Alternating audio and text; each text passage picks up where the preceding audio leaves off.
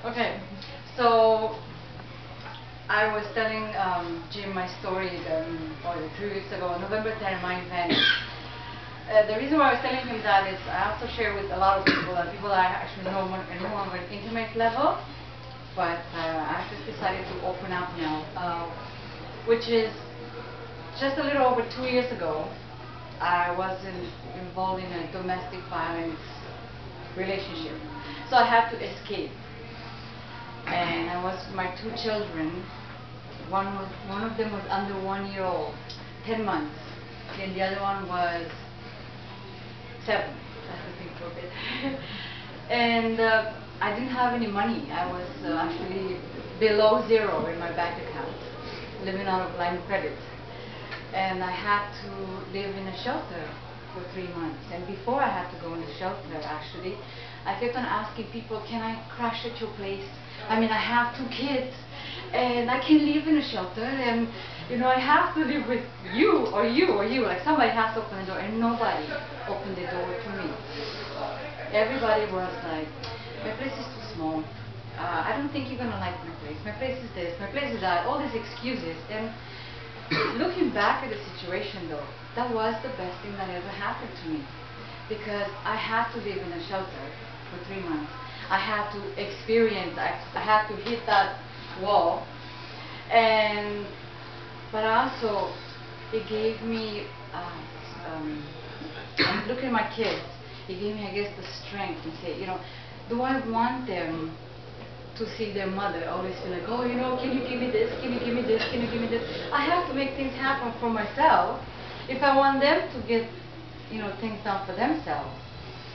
So, and especially when my daughter says, Mom, when I grow up, I want to be just like you. And I was like, I have nothing. What do you mean you want to be like me? You can't be like me. I have to have something more so they can be more. So I become motivated. I said, I want to have my own business at some point.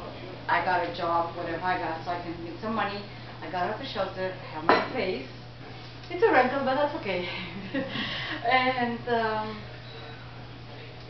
yeah, I'm 2 years later, I'm an entrepreneur. I can't even pronounce the word properly.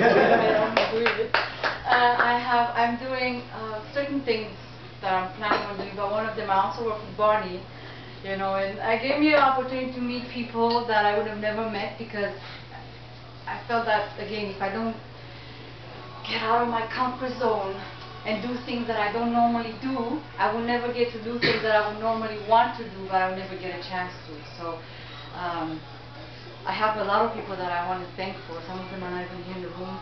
And even the people that actually never opened the door to me, I want to thank them for that, because if they were to give me that comfort zone again, I would never come out and do things. So again, with what he said, Patrick and Christopher and Emmanuel, about coming out and do things and just be inspired, and you never know where it will take you. And today I got to say I'm proud of myself. I am empowered.